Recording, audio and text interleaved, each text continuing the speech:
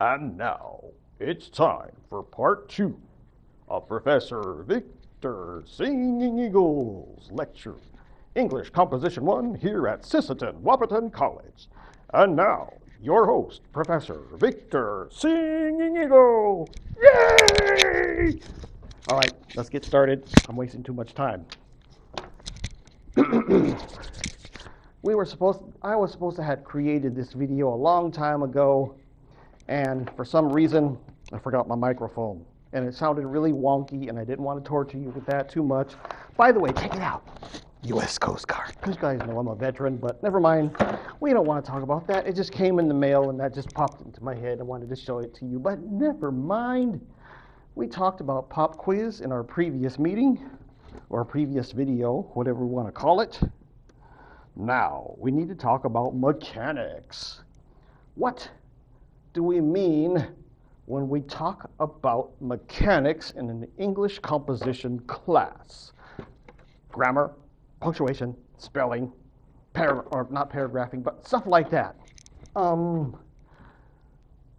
Capitalization, all that fun stuff that a lot of English professors get hung up on. And what I mean by this is a lot of composition professors spend way too much time torturing their composition students with grammar. Now, this is not a grammar class. This is a communication class. If you want, I can grammar you right to death. But I don't want to do that because you're not learning how to communicate. And that's the problem with a lot of writing classes. That's all they do. Grammar, grammar, grammar, grammar, grammar. Grammar is the easiest thing to deal with in writing as far as I'm concerned.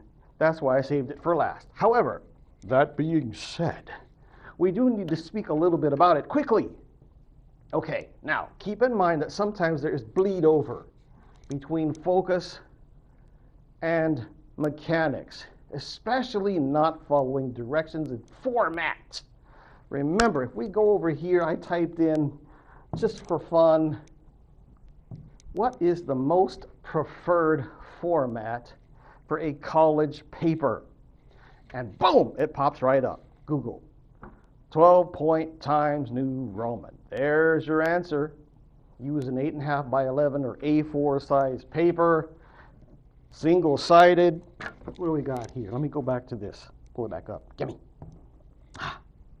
Gimme. There we go. Double space, single-sided. Do not use European paragraphing. What do I mean by this? Let me shrink this down and show you. Now, this is going to be kind of small. You might not be able to see it, but what I call it European paragraphing for a purpose. It's because the first time I went to Europe way back in the 80s, before you were all born, I saw this and I said, what the heck are these people doing? Let's see if I can make it bigger. Oh, it worked. So here is what I call European paragraphing. No indentation, and instead of doing a new, a new indentation or hitting enter twice, they just hit enter once and start their next paragraph. Of course, there's problems with this. If your line goes all the way out to here, how do you know there's a new paragraph or not? There's another thing called block paragraphing, which is not nearly as annoying, but just hit the dang indent key to signify that you are indeed starting a new paragraph. Do not use European paragraphing because it's annoying and irritating and confusing. Let's go back to this. I bet it's not going to... Oh, it worked. Another way to flunk in mechanics is to use text speak. Nice to meet you. I'm Lisa. What's your name? If you use this in a college paper, you're going to guaranteed to flunk mechanics.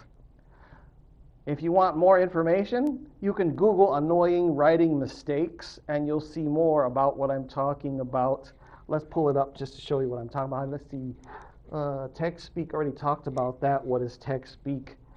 IDK, LOL, OMG. Do not write this in a college paper.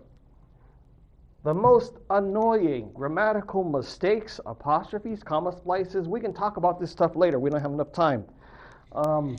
Dangling modifiers. Actually, what's really, you can just Google it yourself because I don't need to torture you with this. However, I do want to spend teensy time talking about the Apostrophe Protection Society.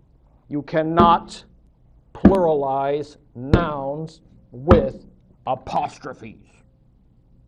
Get it? Got it? Good. And believe it or not, there's actually a group of people from England that started the apostrophe. They even have a Facebook page, a website, and they just rip on people who mess up with apostrophes. Again, chances are you're better off not even put it in there if you don't know. Like, when in doubt, leave it out. That's what they say with commas too, but we don't need to go there. I just wanted to throw those few things at you. In the next video, which I don't have enough time to make today, but we'll do it another time, we're going to talk about logic, informal logic that is. And we're also going to discuss some typical logical fallacies, starting with ad hominem. So stay tuned, and I'll catch you on the rebound. See you. Bye.